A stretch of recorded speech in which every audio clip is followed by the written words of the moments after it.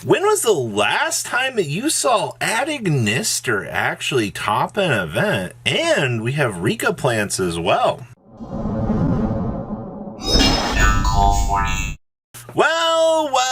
Well, we always come back to the 34% of you that have not smashed the ever-living crap out of that subscribe button. Smash it so we can climb up the 110,000 ladder here. So top 8 out of the last trick regional here is actually kind of interesting.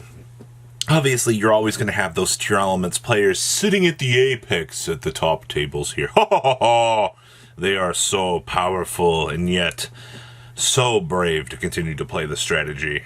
Someday we will see this change. Ha ha ha! Sorry, had to get my chivalry skill up +3 for this video. We also had 2 Sword Soul for this event, which is actually kind of an interesting little shift there, actually. Normally you see Sprite in that spot, but okay, so you got a little bit of a flipperoonie there. You see what? Hey, you see? A little bit of a flip-flop. We also had, like I said, 1 Sprite as well. I'm not really sure, like, what happened there. Maybe Sprite's just not super popular in this region. You know, we got the old flipperoo going on there. And then we have Rika Sun Avalon. I will say that anytime that you can see Rika performing out here, Plant Good Stuff is always going to be one of those decks that are going to catch a majority of your player base off guard. It's obviously, like, I do put it in, like, the rogue category for sure. It and Mathmech do tend to have some advantages out here in the format. Now, the most interesting thing here was, I think, the fact we had an Adignister duelist smash through the top cut of this event. You do not see that anymore.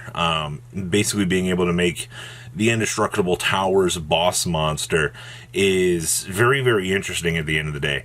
And I think that the fact that something like that, in terms of an abnormality, was able to come through here and kind of showcase, hey, you know, there's some differences out here within the format. You know, things are starting to happen. I think that's pretty cool. Now, we move on into deck list here. First place here was pretty standard for tier elements. You should be no strangers to this. As you can see here, basically maximizing on your Bysteel core. You do see the fact that, oh boy, the entire Shizu package is still doing what the, you know, standard shenanigans actually does, right? It tends to never really change at the end of the day. I think that's why, like, so many people have stuck around to this deck, is because, you know, no matter how much the format adapts, evolves. Also 52 cards, by the way. We wanted to go ahead and just kind of put in all of the best shenanigans that we could want to unfold into a deck, and it looks like it all worked out here at the end. So overall, yeah, winning the regional, nobody's going to be surprised. If somebody's going to be like, no, discrediting regional. I love it every single time. Second place actually was also tier. Now, this is a little bit more interesting. I see that we were maximizing on a danger package. You don't see that a lot anymore.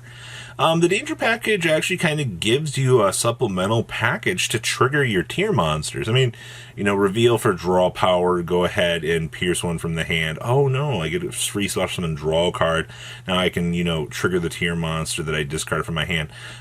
It's definitely interesting. It's not quite in the same, like, powerhouse that it was previously. Also 13 cards side deck down here for this. It really does prove that you can get away with absolute shenanigans. You know, could have put in an extra TC boot, could have put in, you know, another droplet or something, but no, this duelist didn't need it. Alright, they were so skilled and so powerful at the end of the day that they were able to round out their deck's weakness and actually succeed. You do love to see it, I suppose. Next up here was our Sprite list. Wow, we're really in the top end of the meta contenders here. Okay, see that we are playing Iprea.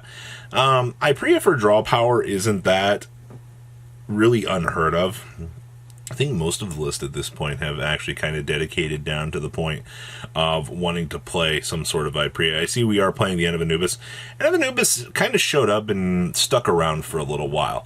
And I think that that's actually a good thing. The fact that you can see all of these old little tech choices from previous formats kind of sticking around here is actually pretty good.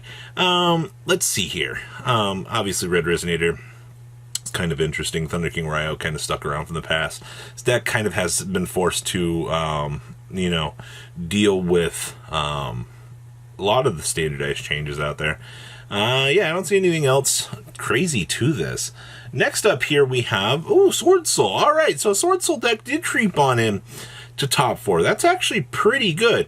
Holy moly, we're not playing any buy steals. I will say for a majority of the Sword Soul lists that I have seen as of late, your buy steal package has been the dominating force.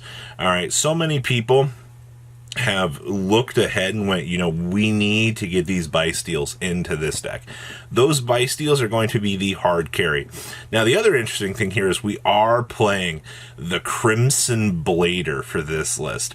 When was the last time you saw Sword Soul go, I think we're going to dust off the old Crimson Blader out here, and we're going to showcase to the world that this can do something. I think that in and of itself is absolutely hilarious. Just the little things that you never really see anymore in terms of deck choices. And if you get hit by, Crimson Blader right now, if you're a tier player, you're just going to go, and cry, like, indefinitely. So, next up was our Adagnister list. Now, we are playing the MathMech Circulars. That is pretty common at this point. I think a majority of the builds actually built in the MathMech package just to help this deck with its consistency. All right, MathMech Circular opens up so many stupid doors for power plays.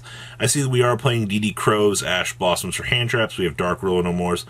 And then we're actually playing Book of Eclipse here as a out to some of these crazier boards that they might actually be generating. I also see that we are playing the G-Golem Heart down there as well. It's kind of something that we've seen start to show up a little bit in Cyberse decks as of late. I mean, the card isn't not entirely cracked, but it is a very good card to kind of help up with some of the link climbing situations that you do find yourself in. So very, very, very easy stepping stones here for that. Outside of that, list does feel a little bit more standardized at this point in time. As we move on along here, we have our other tier list. There is 6 buy steals in here, which is pretty fine. We're also only main decking double Super Poly. I kind of find that a little bit interesting. Super Poly in a lot of these main decks has been reduced at this stage. This particular build is citing the 3rd Super Poly, so in case it does need it, we have access to it. I see that we are also playing the Volcanic Scatter Shot as well. And then we're playing a 1 Heartbeat, and then little set rotation interactions to get Zombie World up and running. Outside of that, we're playing 2 Agito, 2 Mudora. That's kind of interesting in terms of ratios, opening up the door for some other little ideas. But outside of that, yeah, this looks very, very standard.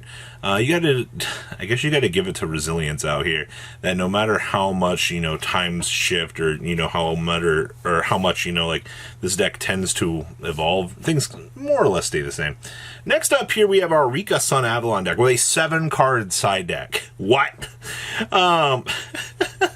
I mean, I guess you didn't really need it. That's absolutely hilarious to me that you got away with playing 7 cards in your side deck. Wow. But most of the main deck for this is going to be able to handle a lot of the situation. You have Dark Ruler No Mores. Obviously, the Rika package is as good as it is for the reason it is, because you just climb on up and you're like, all right, cool. So we establish our plant network. We do our thing. I saw somebody comment the other day, like, how does Rika Sun Avalon win? Well, you see that normal monster up there? That normal monster is an entire, unfolding combo of craziness. That's what makes this deck actually shine. That's why, you really give an emphasis to the vanilla monsters of this deck and to why, it does do what it actually does. So I'm very happy to see Rika Sun Avalon out here, still getting the chance to do things. And the last list we have here is actually another Sword Soul list. Still no buy steals in any of these Sword Soul lists. This one I see is playing the 1 copy of the Heavenly Dragon Cycle, 1 copy of the In-House Monster Reborn, and then 1 of the Vassal. So we're doing 1/1/1 on the spell cards. I think that's fine. That's fine. The Water Tenyi is also stuck around for a lot of these lists, which is kind of interesting. I don't see anything else too crazy about this. No Crimson Blader in this list, but maybe Crimson Blader was the hard reason, between this list doing well and the other one. Who really knew? So that is your last trick regional breakdown. What do you guys think? Please leave a comment down below. Tell me what you guys think. I'll see your beautiful faces back here later today, guys. Peace out. Patrons. Thank you.